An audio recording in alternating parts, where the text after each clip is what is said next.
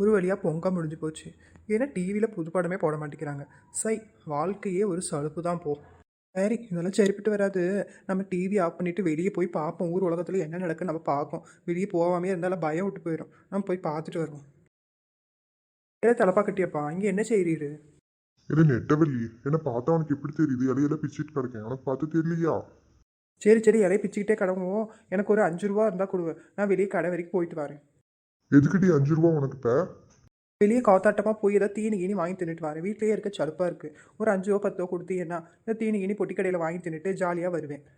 ஏட்டி, உனக்கு கொஞ்சம் கூட வெக்கமாவே இல்லையா? உன்னை கஷ்டப்பட்டு படிக்க வச்சதுக்கு 5 ரூபா வாங்கிட்டு போய் பொட்டி கடையில் வாங்கி திங்க போறவ ஒரு சின்ன பிள்ளைகளாட்டுமே இருக்கே நீ.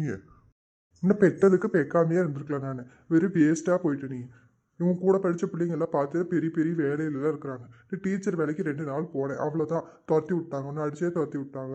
இப்போ வந்து பொட்டி கடையில் வாங்கிட்டீங்க. இந்த பசங்களோட சேர்ந்துக்கிட்டு சுத்த பார்க்க உனக்கு நல்லாவா இருக்குது? இந்த பொழப்புக்கு நீ எல்லாம் எங்கேயா போய் சாவலாம் பார்த்துக்க. இந்த 5 ரூபாய்க்கு சாவ சொல்கிறப்ப இந்த உலகத்திலே நீ மட்டுமா தான் இருப்ப. இப்போ 5 ரூபா கொடுக்க முடியுமா முடியாதா? ஏய், என்னலே அதிகமாக பேசுகிறேன். 5 ரூபா கொடுக்க முடியாதுல்ல, என்னலே பண்ணுவேன்? ಯಾತ್ರೆಯಲ್ಲಿ ಸದ್ದಾ ಯಾತ ಸದ್ದಾಕಿನಿದ್ದೀರಿ? விட்டாளா இவ ஒருத்தி ஆகுன்னா லத்தா புத்தான்னு வந்துடுறான். அம்மா பாரும்மா, 5 ரூபா கேட்டால் பொட்டி கடையில் வாங்கிட்டீங்க, 5 ரூபா கேட்டால் கொடுக்க மாட்டேங்கிறாரு. அதுக்கு என்ன போய் சாவ சொல்கிறாருமா? ತಡಪಕಟ್ಟಿ ಮಗಳು 5 ರೂಪಾಯಿ ಕೇಳ್ತಾಳೆ, ಕೊಡಬೇಕು ತಾನು. இல்லை சிங்காரி, 5 ரூபா சும்மா வருதா? இவ போய் அந்த பிள்ளைங்களோட சேர்ந்து சுற்றிட்டு வரதுக்கு 5 ரூபா கேட்குறான். 5 ரூபாலாம் என்கிட்ட இல்லை, நானும் தரவே மாட்டேன். உங்ககிட்ட இருந்தால் உன் நகையெல்லாம் விற்று 5 ரூபா கொடு. ಎಲ್ಲಿ ತಡಪಕಟ್ಟಿ ಮಂಡೆ 5 ರೂಪಾಯಿ ಮಗಲಿ ಕೊಳ್ಳಾರೆ, ಎತ್ತಿ ಕೊಡೆ 5 ರೂಪಾಯಿ ಕೊಡೆ. 5 ರೂಪಾಯಿ இப்போ நீ கொடுத்து ஆகணும், பார்த்துக்கோ. அப்பா சாமி, நம்ம அம்மானா அம்மா தான். நமக்கு நம்ம வீட்டில் சப்போர்ட் பண்ண நம்ம அம்மா மட்டும்தான் இருக்குது. பார்த்துக்க, இந்த அப்பாவை நம்பவே கூடாது. இல்லை நெட்டவள்ளி, உங்கள் அம்மா வச்சு மெட்டி என்கிட்ட காசு வாங்கிட்டு போறியா? இரு ஒன்று நான் பேச்சுக்கிறேன். இரு. பேச்சு காலம் பூரா நீ பேசிக்கிட்டே தான் கிடக்க. நீ பேசிக்கிட்டே கடை. நீ முன்ன காசை கூட நான் போயிட்டு வரேன். இல்லை கீதா, அதான் காசு கொடுத்துட்டு இல்லை, மூஞ்சி என்ன அம்முன்னு வச்சுட்டு கிடக்கவ. ஒழுங்கு மரியாதையா இங்க இதுக்கோண்டா. அட கடவுளே, இது என்ன பெரிய ஒம்பா இருக்கு? கேட்குறப்பெல்லாம் காசு கொடுக்க சொல்கிறாளே. அம்மாவும் மகளும் என்கிட்ட இப்படி காய்ச்சி வாங்கிட்டே இருக்கானா? தோட்டத்தில் வேலை செஞ்சு எங்களுக்கு காசு எடுத்து வச்சுக்கணும் போலியே. முதல்ல இந்த நெட்டவேலி பிள்ளைக்கு ஒரு நல்ல மாப்பிள்ளையாக ஊரில் பிடிச்சிட்டு வந்து கட்டி கொடுத்து அனுப்பிடணும். அப்போ தான் நமக்கு செலவு மிச்சமாகவும். பார்த்துக்க. இல்லை சேகர், எடுல வண்டியை கிராமத்துக்கு. ஒரு மாப்பிள்ளை முழுக்க தலையினா மொட்டை தலையினா எவனையோ ஒருத்த பிடிச்சி இழுத்துட்டு வந்துடுவான். இடுற வண்டியை. 5 ரூபாய்க்கு என்ன வாங்கலாம்? சண்டை போட்டது போட்டோம். இன்னொரு 5 ரூபா சேர்த்து 10 ரூபா வாங்கிட்டு வந்துருக்கலாமோ? இந்த 5 ரூபாய்க்கு என்ன ஒரு தேனு மிட்டாய் தான் வாங்கணும். சரி போவோம். போவோமா ஊர்கோலம் பூலோகம் எங்கெங்கும் பொட்டிக்கடையை தேடி போவோம். தேனு மிட்டாய் வாங்க போவோம். தூரத்தில் சதீஷ் பையன் வர மாதிரி தெரியுதே, அவனை பிடிச்சி அமைக்கிற வேண்டியதுதான். இதே சார்பனார் குப்பை மண்டையா, எங்கே இந்த பக்கமாக போயிட்டு இருக்கு ஜாலியா? ஆஹா, இந்த நெட்டவெளி பிள்ளைவ நடுவத்துல பார்த்துட்டோமே. நம்ம கடைக்கு போற விஷயத்தை இந்த பிள்ளைகிட்ட சொல்லவே கூடாது. அப்ப நம்ம கிட்ட இருக்க காசெல்லாம் அப்படிங்க தின்னுட்டு போயிடும். என்ன இல்லைங்க, குசு குசு முணுமுணுன்னு பேசிட்டு கிடக்கவே. நான் கேள்வி கேட்டுட்டு கிடக்க, நீ கீழே குமிஞ்ச ரோட்டை பார்த்து பேசிட்டு இருக்கிறியே. அதுவா நெட்டவெளி, அது ஒன்றும் இல்லை. எங்கள் அம்மா பக்கத்தில் இந்த இருக்காங்கல்ல ஒரு அக்கா, அந்த அக்கா வீட்டுக்கு போயிட்டு வர சொன்னாங்கன்னு சொல்லி நான் வந்தேன். ஆமாம், நீ என்ன இந்த பக்கம்? இவன் பேசுறதே ஒன்றும் சரியில்லையே. ஒருவேளை நம்மக்கிட்ட ஏதோ பொய் பேசுவானோ? இல்லை சதீஷ், நான் பொட்டி கடைக்கு போய் தீனி வாங்க போகிறேன். நீ வரியா? என்கிட்ட 50 ரூபா வச்சுருக்கேன் பார்த்துக்க. நீ ஒரு 10 ரூபா கொடுத்தனா 60 ரூபா ஆயிரும். நம்ம நிறைய தீனி வாங்கிட்டு வரலாம். என்ன சொல்கிற? இல்லை நெட்டவெளி, உங்ககிட்ட 50 ரூபா இருக்கா? உங்ககிட்ட எப்படி 50 ரூபா வரும்? நீயே உங்கள் அம்மா கிட்ட 5 ரூபாய்க்கு 10 ரூபாய்க்கு பிச்சை எடுத்துட்டு தெரியற. உங்ககிட்ட எப்படி 50 ரூபா இருக்கும்? போய் சொல்றியா என்கிட்ட? சாமி, நம்ம 5 ரூபாய்க்கு 10 ரூபாய்க்கு பிச்சை எடுக்கிற விஷயம் ஊர் பூரா தெரிஞ்சிருக்குதே. ஒரே அசிங்கமாக போச்சே குமார். இல்லை, நீ என்ன நல்லா ஏமாத்த பார்க்குற. உங்ககிட்ட காசு 50 ரூபாயில காசெல்லாம் இருக்காது. நீ நல்லா ஏமாத்துற. நீ நல்லா திருடி, எனக்கு தெரியும் உன்னை பற்றி. நம்மளே ஷார்ப்னர் பண்ண. என்கிட்ட காசு இருக்குல்ல, உங்ககிட்ட இருக்க காசையை கூட நம்ம 2 பேர் பொட்டி கடைக்கு போய் வாங்கி தின்னுட்டு வருவோம். இவன் இவ்வளோ தூரம் சொல்கிறாளே, ஒருவேளை கிட்ட காய்ச்சி இருக்குமோ? சரி, நம்பி கொடுப்போம். பார்த்தீங்களா மக்களே, இந்த ஷார்ப்னர் மண்டைக்கிட்ட எல்லாம் பிச்சை எடுக்க வேண்டிய நிலம வந்துருச்சு. சரி, நான் தாரேன். நான் கடைக்கு தான் போயிட்டு இருந்தேன். நான் 10 ரூபா தாரேன். நீ எனக்கு 50 ரூபா போட்டு கூட சேர்த்து நிறைய தீனி வாங்கி கொடுக்கணும். சரியா? நீ ஏமாத்தினா எங்கள் அம்மா கிட்டே அப்பா கிட்டே சொல்லி உங்கள் வீட்டுக்கே கூட்டிகிட்டு வந்துடுவோம். பார்த்துக்க. சரி வா போவோம். எதையாவது ஒன்று சொல்லி அமைக்கிற வேண்டியதுதான். வாங்க வாங்க, உங்களுக்கு எல்லாம் என்ன வேணும்? உங்களுக்கு எண்ணெயெல்லாம் வேணாம். நாங்கள் தீனி வாங்க தான் வந்தோம். நீ என்ன வேணும்னு கேட்டு கிடக்க. நம்ம கடைக்கு வரவங்க கிட்ட என்ன வேணும்னு கேட்காம வேற என்னமா கேட்பாங்க? நீ எண்ணெயும் வேணாம், உன்னையும் வேணாம். நீ அங்கே பாரு, நான் என்ன வேணுமோ பார்த்து எடுத்துக்கிறேன். அப்படியே வாயை கொஞ்சம் மூடு. வாய்க்குள்ளே பாரு, காக்கா கொசு எல்லாம் போய் வெளியே வருது. இல்லை சதீஷு, கொஞ்சம் ஏமாந்தினா காசை கூட திருடிட்டு போயிடுவாளே. எல்லாம் வாங்கி திருட்டு போயிடுவா. நம்ம உச்சாராக இருக்கணும்.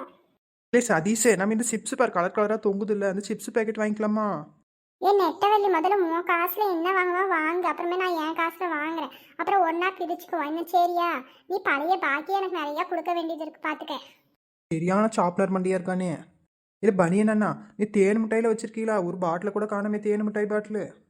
இருக்குமா, இருக்கு. தேனு மிட்டாய் இருக்கு, எல்லாமே இருக்கு. எத்தனை மிட்டாய் வேணும் சொல்லுங்க, எடுத்துட்டு வந்து தாரேன். ஐ தேன் மிட்டாயா?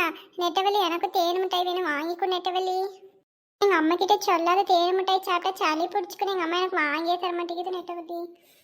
சரி சரி, நான் உனக்கு தேன் மிட்டாய் வாங்கி தரேன், நீ எனக்கு சிப்ஸ் வாங்கி தரணும். அப்போ தான் உங்கள் அம்மா கிட்ட சொல்ல மாட்டேன், சரியா? சரி, நான் உனக்கு சிப்ஸ் வாங்கி தரேன், நீ எனக்கு தேன் மிட்டாய் வாங்கி கொடு. ஆனால் நீ எனக்கு சத்தியம் பண்ண, அம்மா கிட்ட சொல்ல மாட்டேன்னு சத்தியம் பண்ண. அம்மாக்கு தெரிஞ்சேன்னா அப்புறம் வீதி பூரா அடிச்சுக்கிட்டே வரும் என்ன, பார்த்துக்க. நீ சொல்லவே கூடாது. உனக்கு என்ன சிப்ஸ் வேணுமா நீ வாங்கிக்க, எனக்கு தேன் மிட்டாய் மட்டும் வாங்கி கொடு போதும். தேன் மிட்டாயில் ரொம்ப காஸ்ட்லி பார்த்துக்க. ஒரு தேன் மிட்டாயே 20 ரூபா 10 ரூபா இந்த மாதிரி வரும் பார்த்துக்க. தேன் மிட்டாய் தான் ரொம்ப விலை ஜாஸ்தியால் இந்த ஊர்லலாம் விற்கிறதே இல்லை. இப்போலாம் ஃபாரினுக்கு போயிடுச்சு, ஃபாரினில் சாப்பிட ஆரம்பிச்சிட்டாங்கன்னு சொல்லி ஃபாரின் கொண்டு போயிட்டாங்க. எங்களாம் தேன் மிட்டாயே இப்போலாம் இருக்கிறதே இல்லை. சரி, நீ கேட்குறியே பாவம்னு உனக்கு தேன் மிட்டாய் வாங்கி தரேன், சரியா? அப்படியே சொல்லுது. தேன் மிட்டாய் இப்போ 10 ரூபா 20 ரூபாய்க்கு விற்காவலா? அப்புறம் சின்ன வயசாக இருக்கிறப்பல 1 ரூபா தானே இருக்குது தேன் மிட்டாயே, இப்போ இவ்வளோ காசு பண்ணிவிட்டாவளா?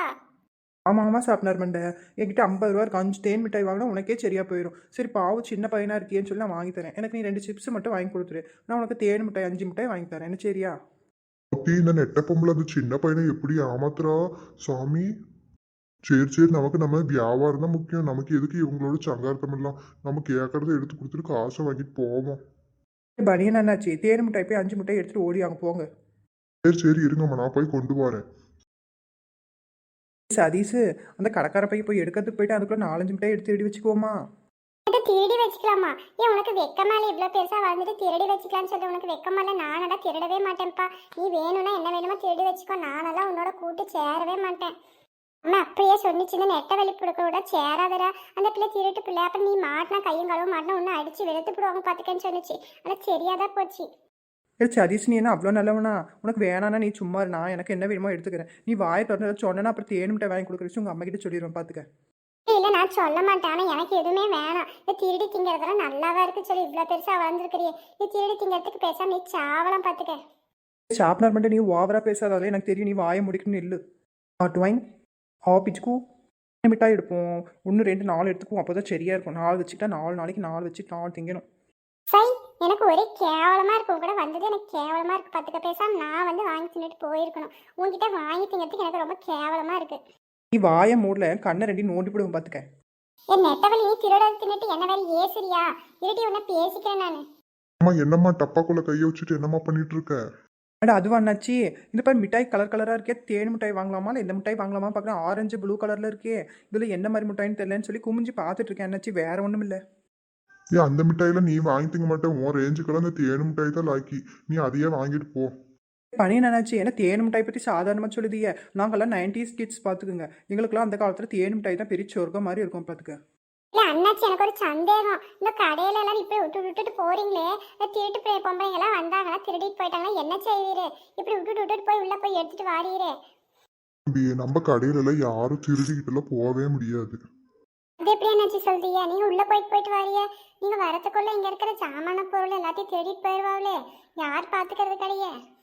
அடு நான் இல்லைன்னா என்ன தம்பி? நான் இல்லாத நேரத்தில் பார்த்துக்கிறதுக்கு தானே கேமரா போட்டிருக்கிறேன். அந்த கேமரா எல்லாம் படம் பிடிச்சி காட்டிடும். எந்த திருடி வந்தாலும் திருட வந்தாலும் ஒன்றுமே திருட முடியாது. பிடிச்சி கையும் களவும் பிடிச்சேன்னா பிடிச்சி இழுத்து மாட்டிப்பிடுவேன், கம்பிலேயே மாட்டிப்பிடுவேன். ஆத்தி கேமராவா? இதை நம்ம பார்க்க மட்டுமே. இப்படி பரவாயில்லையே, கேமரா வச்சிருக்கீங்களா? அப்ப யார் திருடினாலும் இதுல பதிவாயிடுன்னு சொல்லுங்க, கரெக்டா?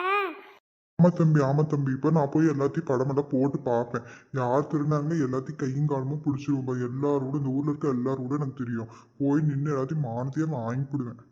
ஆத்தி நம்ம வசமாக மாட்டிக்கிட்டோம் போலியே, இப்போ என்ன பண்ணுறதுன்னு தெரியலையே. பேசாமல் நம்ம தலப்பா கட்டி அப்பனோட பேரில் கடன் எழுதி வச்சுட்டு எல்லா ஜாமான்த்தையும் வாங்கிட்டு போயிட வேண்டியதுதான், வேற ஒன்றும் பண்ண முடியாது. என்ன இந்த நெட்டவழி ஏதோ யோசிக்கிறமா தெரியுது, நம்மள எப்படி அதை மாட்டிக்கிட்டு விட்டுருவாளன்னு தெரியலையே. சரி சரி அண்ணாச்சி, எனக்கு வந்து தேன் மிட்டாய் முறுக்கு எல்லாம் எடுத்துகிட்டு வாங்க, எல்லாத்தையும் வாங்கிக்கிறேன்.